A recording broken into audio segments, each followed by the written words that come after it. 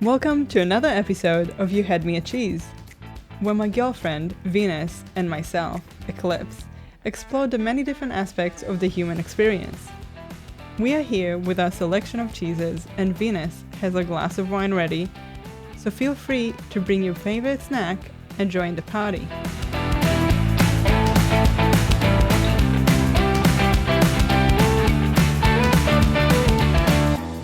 Hey listener, I'm so glad you're joining us. In today's episode, we're going to go back and have a conversation about Venus's weed consumption.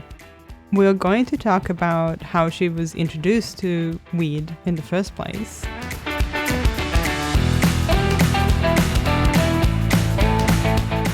what enticed her to use it more, what the environment she was in was like, and how it benefited her life. We're going to go on a journey throughout these experiences and talk about what made her make the decision to quit altogether and what impact quitting had on her life. I hope you enjoyed the ride. Hi, Venus. Hi, Eclipse. How are you feeling? Tired, sleepy, but I feel good. I feel happy, and I'm excited for today's episode.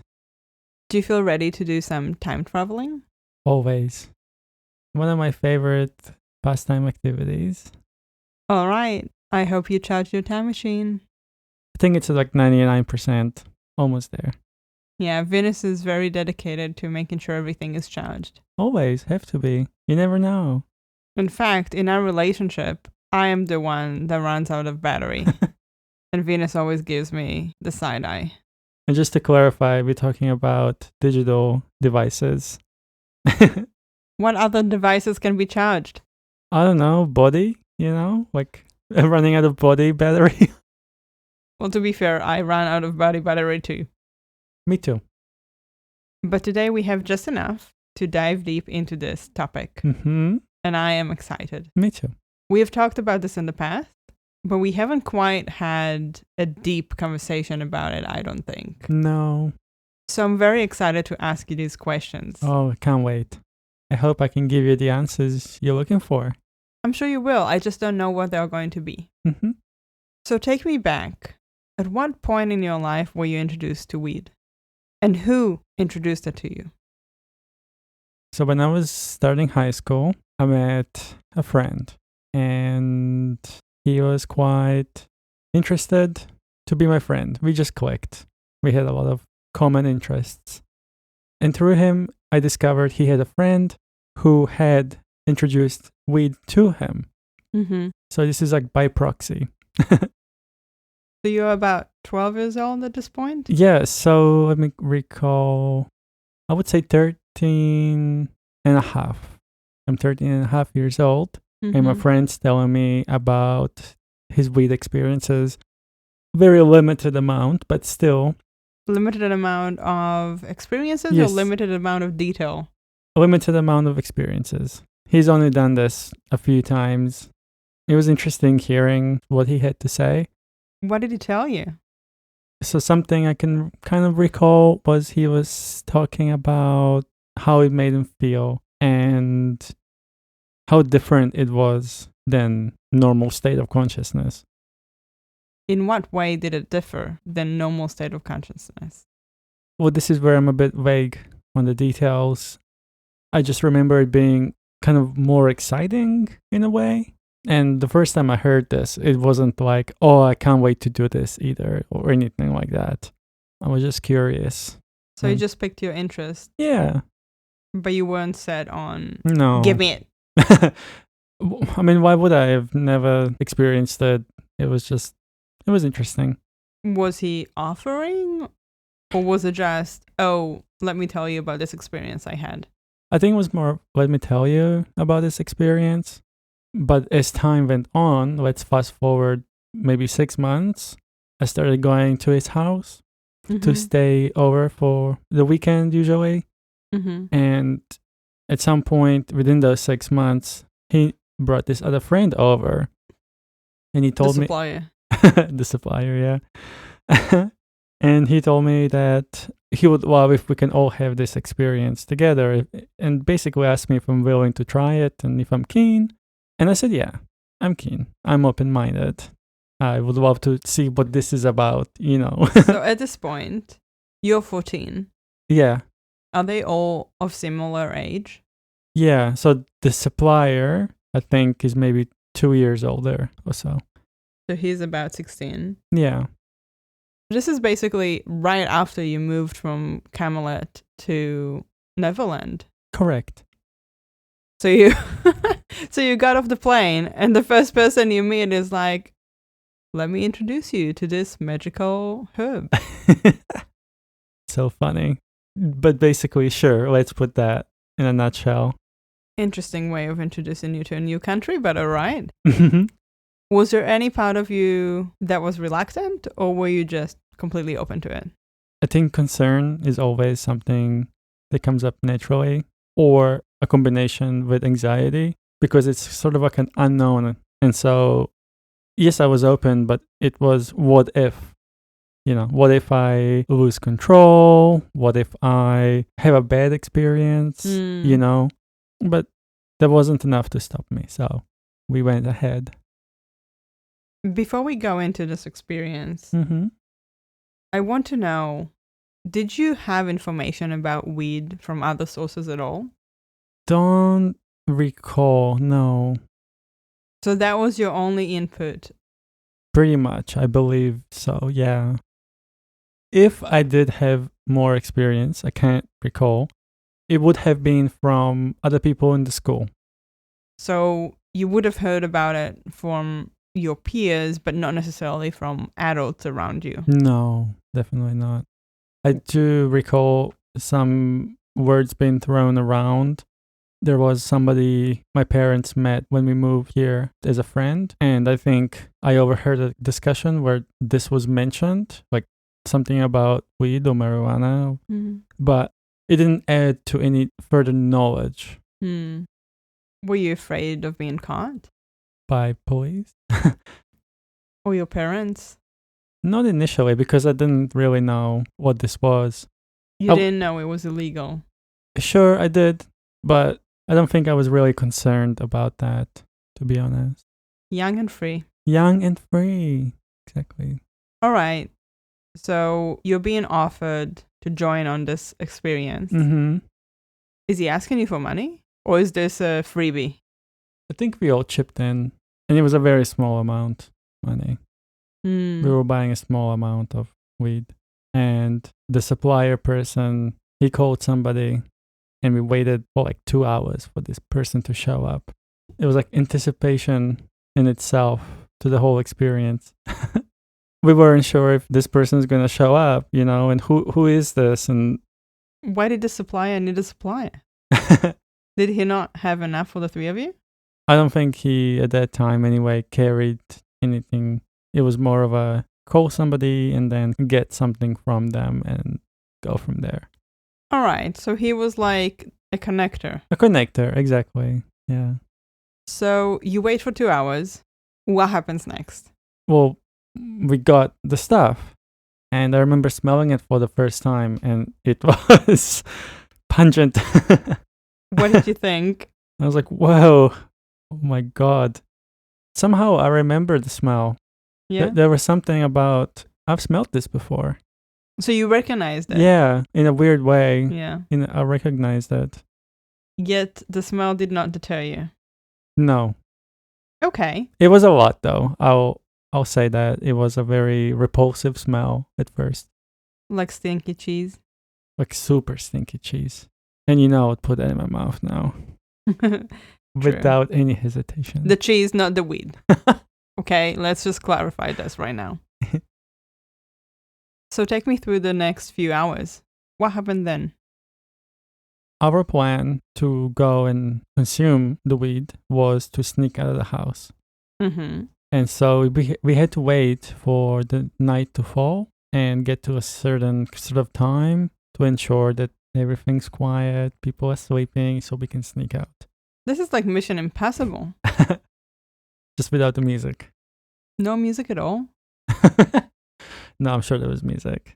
Okay. And I think we just sat around and played video games and chatted and Until nightfall. until maybe 10:30 or something p.m. Mm-hmm.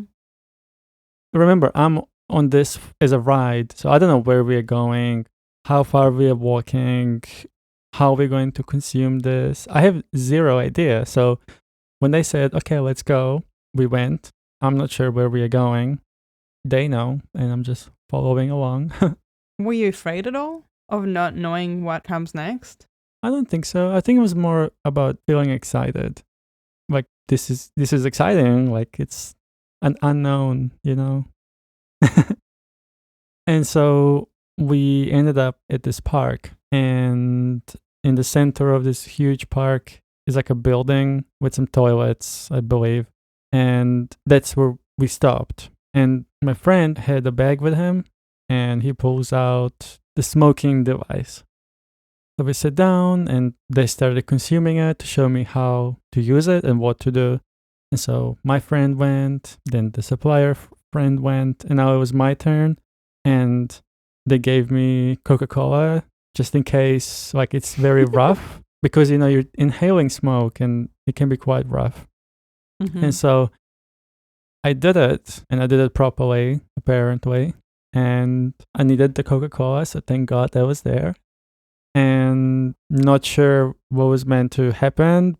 It hurt more than anything else on my throat. Did nothing else happen? No, there was no feeling of it, quote, kicking in, you know? My friends are laughing hysterically. Mm-hmm. One friend thinks he can see a cow in the field. And I'm sitting there kind of just feeling normal in myself. Did you feel left out? I guess in a way, yeah. Because I was meant to experience something and there was nothing. So, what do you do at that point? Okay, you've tried it, nothing happened. What now? Well, there was a round two. I see. Yeah. And went through the same motions and it was still the same. What do you think that was? I can't explain it. We walked back, sneaked back into the house, and we put on the TV to watch some like funny cartoons. And my friends are losing their shit, having a good time, laughing, finding things like super ridiculous, silly, you know? And I'm just kind of me. I felt nothing. It was the most strangest thing. And so the next day, when we woke up and we were back to normal, I explained my experience and they were puzzled, you know? Their reaction was, okay, well, you just have to do it again. If at first you don't succeed, try again. Basically, yeah. Persistence is key. Persistence is key. I have to ask, Sure. did their parents notice anything? I don't think so at that time, anyway. That's a good question. I wish I could ask them now about that. Hmm. And so the next time it was just me and my friend, and we got the number of the person who will drive to us and drop it off and, you know, we buy from. And so we went through the motion, just me and my friend. And that same night we sneaked out, all the same.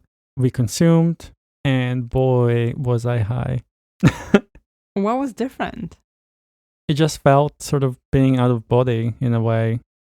The perception changed, the sensory experience changed, how things sounded changed, and it was a drastic experience. This felt like my first time. My first experience. It didn't feel like I did anything. So this was my first experience. You know what I mean? And yeah, boy, was I high. Everything was different. Everything changed. Do you have any idea as to why the first time didn't hit you? Knowing more about it later on, that is something quite common. Everyone is different and everybody reacts differently. And quite often, with not just weed, but other drugs too, the first time it's sort of quite mild in a way. I don't know. Is it the mind or the biology of it? Or maybe the body first needs to get it and analyze it. And then the second time he goes, oh, I know what to do. Maybe the first time you consume it, it goes through the body and your body goes like, the fuck is this? Pretty much, yeah. Let me research it. Yeah, let me. We don't have a manual for this. Discard. Abort, control and delete. And so you go through this second yet first experience. Do you want to do it again at that point? Yes. Tell me why. There was something quite intoxicating about it in a way. It's just different. It's somehow a different way to perceive everything. And I wanted to do it again. I think that first time I was high, I had a good time, and it felt good. And I had a good laugh at silly things and felt like I really enjoyed things in a different way. And so, yeah, I wanted to do it again because it was a good experience. But I wasn't craving it. It wasn't like I wanted to do it tomorrow. How much time passed between the first and second time you tried it? That's a good question. And again, pretty hard to recall at this point. But I would say anywhere from like 3 weeks to 2 months, somewhere in that ballpark, maybe a month. It was a while. It was weeks for sure. After the second time, how long did it take for you to... I think we did it like 6 months later or something. So quite a while. Again, it wasn't something that was the norm. Was it known for your friend? No, he only done it a few times at that point. And again, for him, it was scattered as well. Were you talking about it with other people? Yeah, I think it came up. It was a way to fit in with the cool kids in a way. I was a bit of a nerd. What do you mean was? Wow. I say this lovingly. You are a nerd. One of the things that I love about you. Yeah. One of many things.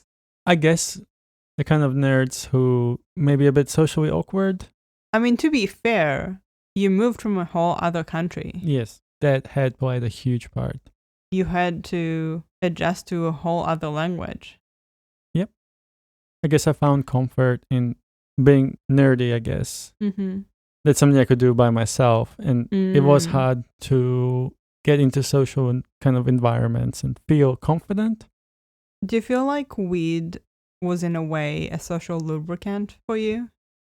No, if anything, it amplified the awkwardness. The awkwardness. Tell me about that. So this is something much later, I would say. How old are you at this point? Maybe, let's say 16, 17. So let's say I'm 17 or so. And I have a couple of friends now who we smoke together. It's something part of our social circle is we would hang out and smoke, and maybe some drinks were involved at that point already. Nothing excessive. Let me ask you, did you start smoking before you started drinking? This is very interesting as it brings up a memory I totally forgot about. I think I was around 15 or so, and I was at my cousin's party, and I was allowed to drink, and I had maybe 10 cans of mixed, like bourbon cola type of thing. And what the hell, Venus? And I wasn't wasted. Something about my body, these first 2 times with different substance, and I didn't really feel anything. Is this your recollection of not being wasted, or is this other people's recollection too? It's everybody's. Okay. Yeah. I'm just making sure, because some people think they're not wasted, and then you watch the video and you're like, dude. Yeah, I wonder if I could have seen it from an outside perspective if the experience was a little different, but I should not have been able to walk straight and stand in one place without wobbling, and I was, Yeah, so, that's fair. And I didn't have a hangover, so weird. Superhuman. Okay, so let's go back to, you said 16, 17-year-old, you have a group of friends, and you smoke weed together and you drink a little. Yeah. How often do you do it? With weed, it was quite a rare thing. Maybe every couple of weeks, once a month, this would happen. But having a can of something alcoholic was maybe a weekly thing. What were these experiences like when you did smoke weed with your friends? Yeah, so as I mentioned before, I would become quite socially awkward because I was so like in my head. What was interesting is I was so in my head and I was able to really visualize things and almost like have a physical experience or really go deep into like a particular subject.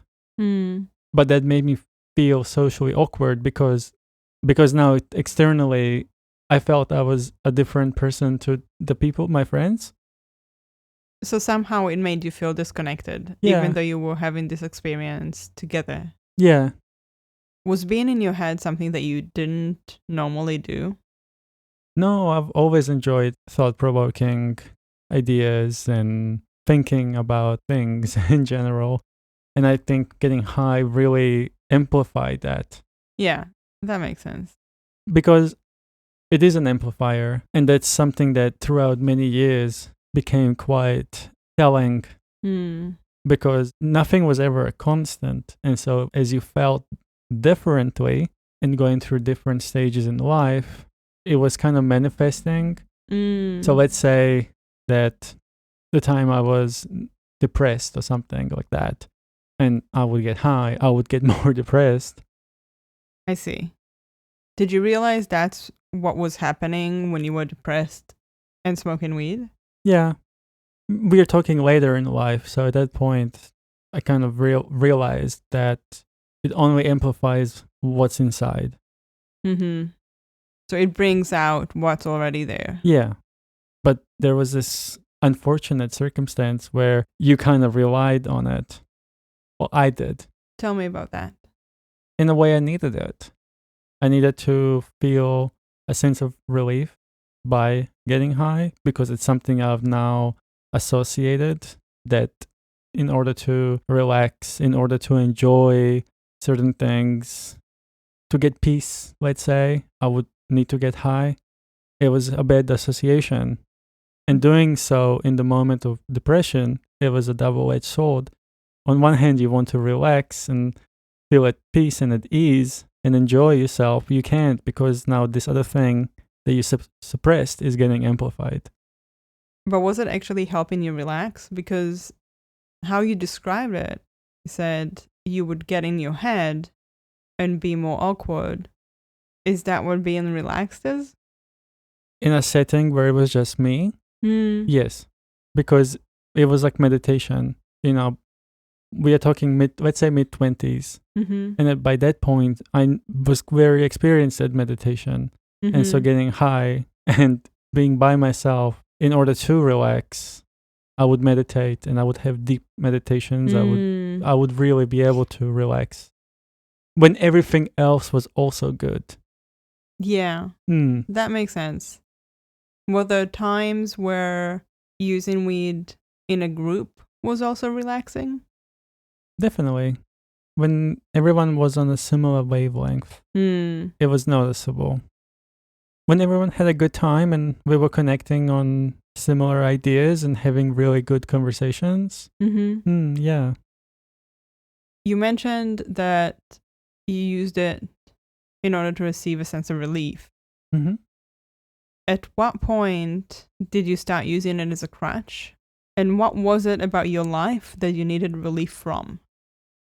So in my mid to late 20s, everything kind of came down to my identity and not living as my true self and stuck in a body I don't want to be in. Did you know you were stuck in a body that you didn't want to be in? I did. And it was frustrating because I didn't know what to do about that. You know, this was before I connected the dots that I'm transgender and before I connected the dots that transition is something I can do. At that point, I just felt stuck in my own self, and I think that's sort of when this anger that we talked about before started coming up, and a frustration, and work was difficult because it was a lot of commuting, and it wasn't really very satisfying all the time. I mean, it's just work, right? Well, it depends. It depends for sure. But like everything started becoming quite frustrating for me. And that's when I started to use it as a way to escape. How did it help you escape? What were you able to do with weed that you weren't able to do without? I think relax Mm-hmm. my body, my nerves, my nervous system, my frustration. It was able to kind of melt away just for a small period of time. That does sound pretty appealing. Yeah, and this association became unhealthy as time went on, and I kept using it. That's when I got to a point where I simply needed it. During my 20s, I did stop twice Mm-hmm. for about a year, year and a half each time. Why? I didn't want to rely on it. I think I overgrew it, overgrew the need. One day I simply woke up and I said, I'm done. Mm-hmm. And I thought that was going to be it. Was it during difficult times that you went back to it? Yeah. Okay. Yeah. So when things aligned and kind of were good, Mm-hmm. there was clarity. It was easy to let go, Mm-hmm. you know. And even though I still remained in the same friends group and they would use it around me, and it didn't affect me, I was not affected by that. Because the need was not there. Correct. In talking about your late 20s and early 30s, this is around the time that you started figuring out your identity. So you've lived with this weight on you for quite a while, Mm-hmm. that you know something is not quite right, but you don't know exactly maybe what or how to change it. Yeah. And at this point, you're still using to support yourself. Correct. Is it still working? It's a good question. I think it is, but there is also a sense of needing it. You know, people say, oh, but it's not addictive. It's okay. You can just smoke. It isn't addictive by the substance, the chemical side of it. It isn't. Mm-hmm. It's we who create the need for it and associate things that make us go to it for something. Anything can be addictive. Yeah, I say we are addicted to everything. It can be shopping, can be food, I mean, healthy addictions too. can be even exercising. Yeah, So it's really not about the substance. correct. But you know at this point that you are reliant on it. Yes, Do you see it as an addiction? in a way. So I don't think I called it an addiction, but it is something I kept going back to, something I needed. What pushed you to decide, I don't want to do this anymore? You mean for the final time? Yes. I think there are a few things. I have stopped in the past and started again, and there's a bit of psychology involved in that. But why I really stopped was it truly felt like it did the work and it's done. You felt like you didn't need it anymore? Yeah, from a spirituality point of view, these substances are like teachers in a way. And weed is something that we overconsume. It's meant to be there to give you a lesson, but the lesson it started giving me for a long time was stop using me. You're not benefiting anymore. Mm-hmm. I think when I discovered my identity and I finally felt like I could close a chapter, Mm-hmm. I think that's when I heard that. You got the answer that you were looking for. Yeah, it's been there all along, but I finally heard it. And stopping was no brainer. It was so easy. It just felt like natural. How did your friends take it? I mean, they can only be supportive. It's my experience. No one had a negative response to it. I think it's hard maybe to understand, Mm-hmm. but I think most people were just like, cool, good on you. But with that said, I did disconnect from people too who were consuming. I realized that if I'm actually going to stop, I can't be part of those groups anymore. Why was that? If people were respectful of your choice and supportive, Why did you feel the need to disconnect from them? It wasn't that I needed to disconnect from people in my circle who smoked just because they consumed weed. That didn't affect me. It was the lifestyle choices Mm-hmm. and the mindsets around the decisions around certain lifestyle choices.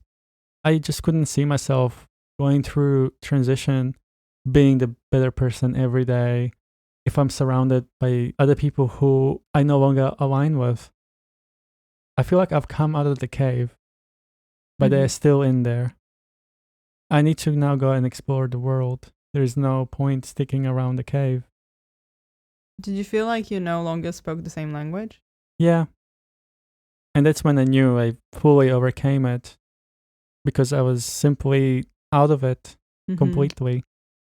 And so at that period, I went through a whole lifestyle change. I started eating better. I finally started having the sleep that I needed. I started to learn again how to enjoy things from within myself and not need substance to enjoy something.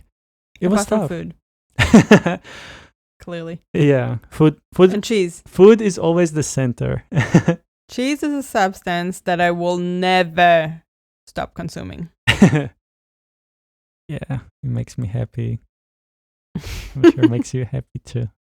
It does. Mhm. When you look back on it, how did disconnecting from weed benefit you?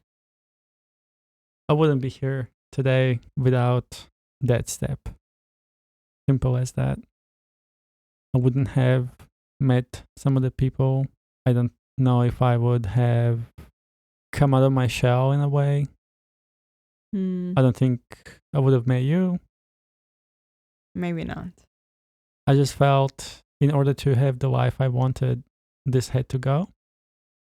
It taught me many lessons. Why am I still not learning from them in a way?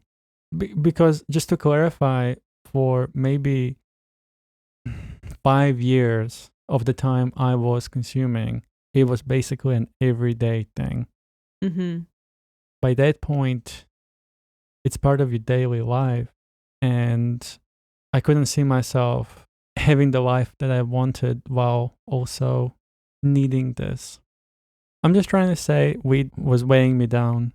And I felt I was sinking. And it was when I disconnected that I went up to the surface.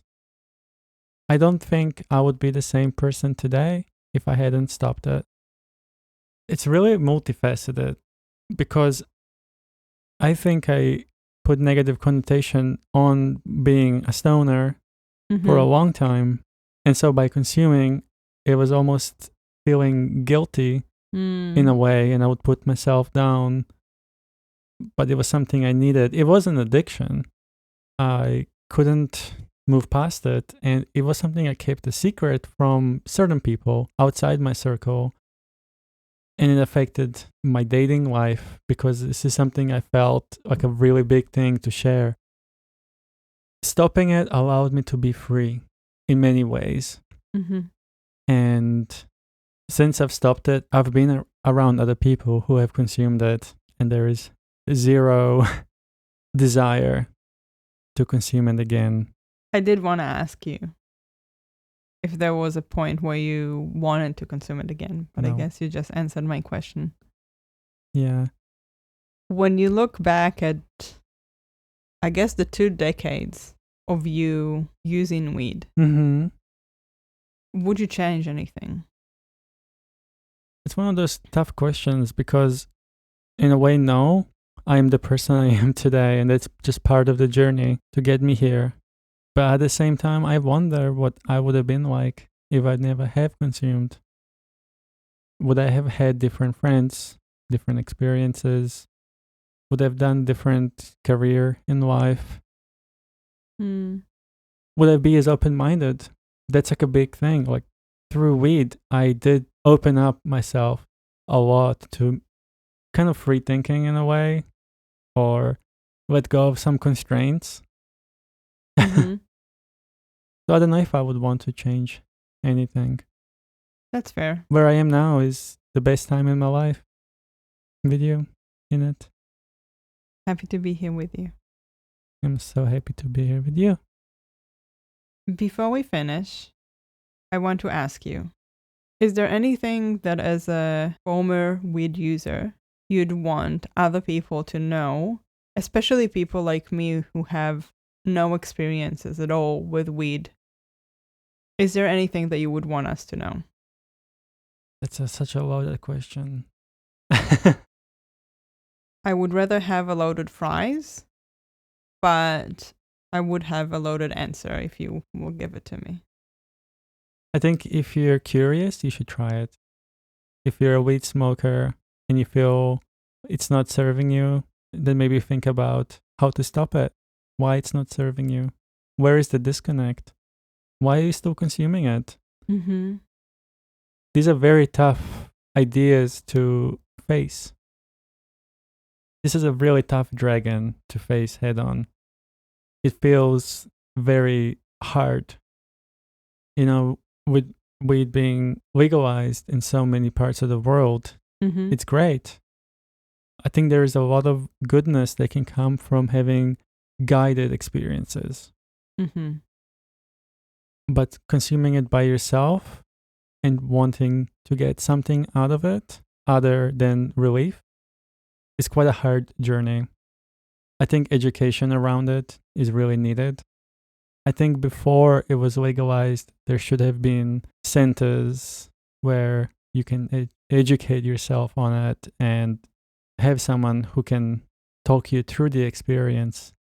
I guess it also depends if people are using it for pain relief. That's a completely other ball game. That's something I can't really talk about because I don't know. You talk about education. Mm-hmm. What would you have wanted to know prior to trying weed for the first time? What do you feel was missing? I think it's more serious than giving credit to it. I think we should respect it more. Mm-hmm. For one, I think before we consume it, we should be intentional and think about, is this a good time to do it or not? Not just do it to do it. I think I smoked way too much quite often. Mm-hmm. It didn't serve me. The times I was intentional and I made sure to kind of have a small ritual by maybe stretching, having some meditation, not eating heavy foods, and then having an intention of what do I want to get from this mental state I'm about to go into. You know, this is like a side note, but when I was in university, I had a really tough paper, and the whole semester I couldn't really make sense of what they were teaching. I was writing things down, I was paying attention, I was focused, but I didn't really understand it. I couldn't connect the dots. And it was exam time. And I was afraid I was going to fail. That's where I was headed. I was like looking at test questions and going, what does this mean? I do not know. And so I got high with the intention of I'm going to get high and I'm going to study. Within an hour, I understood the whole semester. It just made sense. I can't explain it to this day how intention behind your drive just in general really matters. And it really matters when you go into this other altered state of consciousness where things are amplified. And I passed that exam. I think I had like 90% or something. I was going to fail, and here I am. Maybe your brain just needed a different connector. That's it.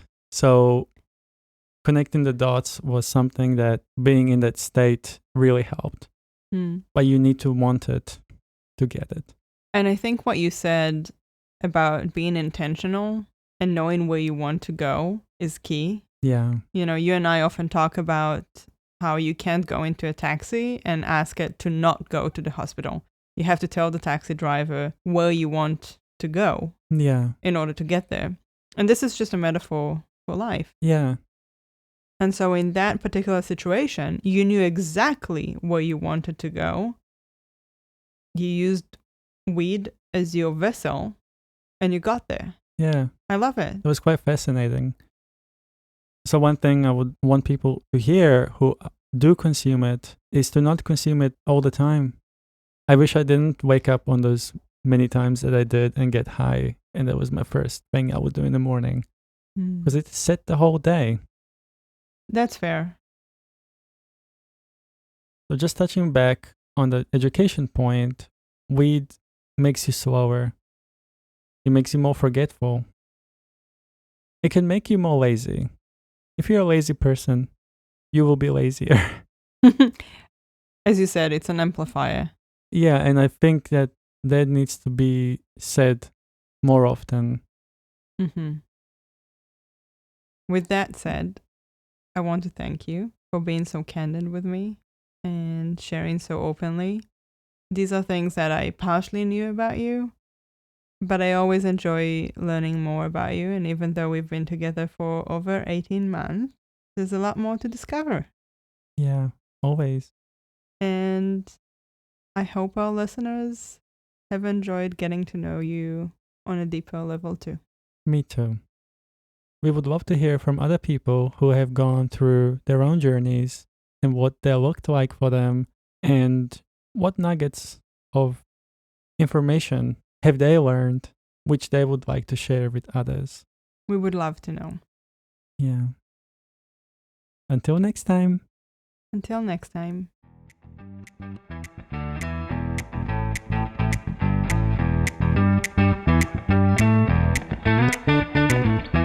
We have reached the end of our episode and hope you have enjoyed your snack as well as our conversation.